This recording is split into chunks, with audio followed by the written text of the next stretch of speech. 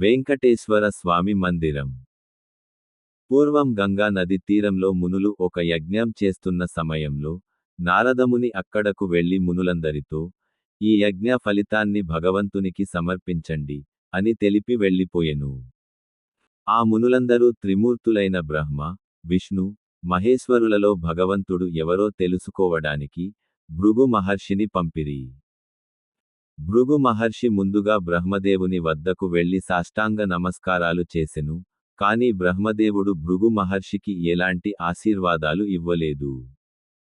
అందువలన భృగు మహర్షి అక్కడి నుండి కైలాసానికి వెళ్ళెను. కైలాసంలో శివుడు పార్వతీ దేవితో ఏకాంతముగా ఉండెను. పార్వతీదేవి భృగు మహర్షి రాకను గుర్తించి, సిగ్గుతో శివుని నుండి దూరముగా వెళ్ళినది.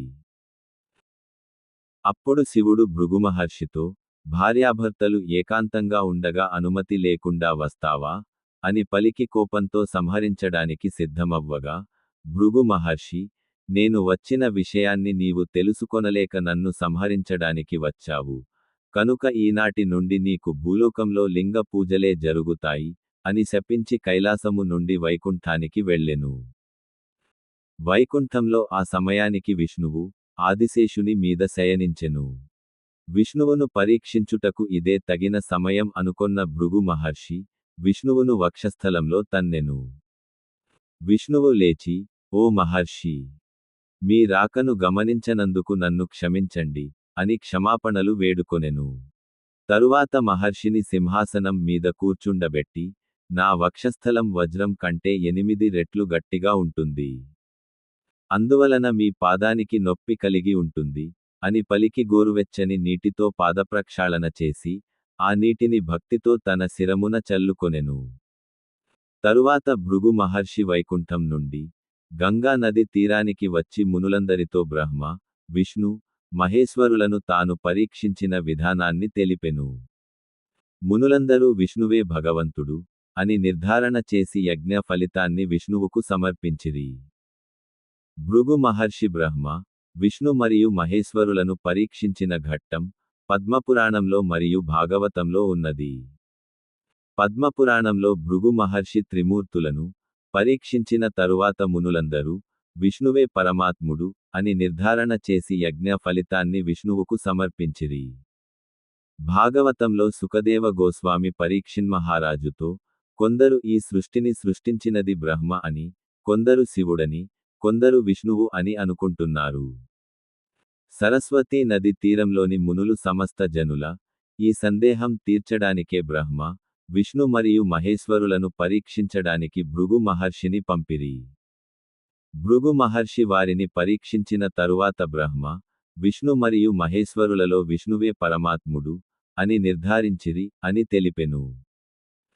బ్రహ్మదేవుడు మరియు శివుడు సాధారణ దేవతలు కారు. వారికి గతం, వర్తమానం, భవిష్యత్తు విషయాలపై జ్ఞానం కలిగిన దేవతలు.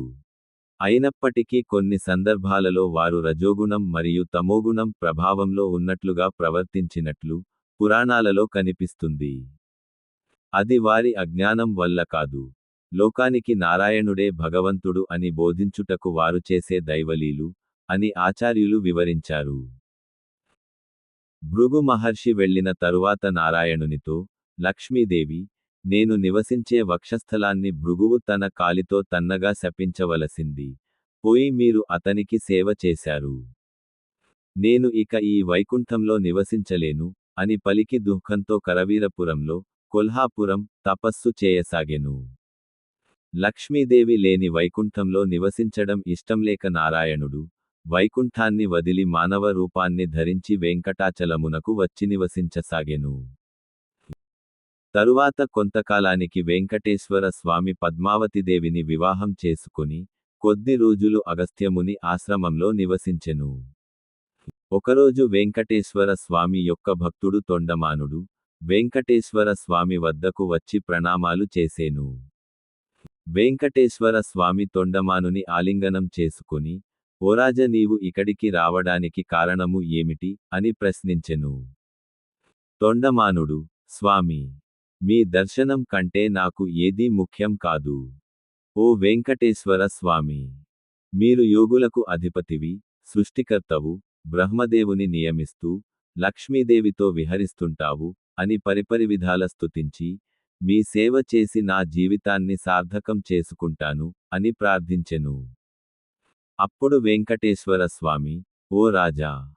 నీ సోదరుని వలన నేను గృహస్థుడిని అయ్యాను.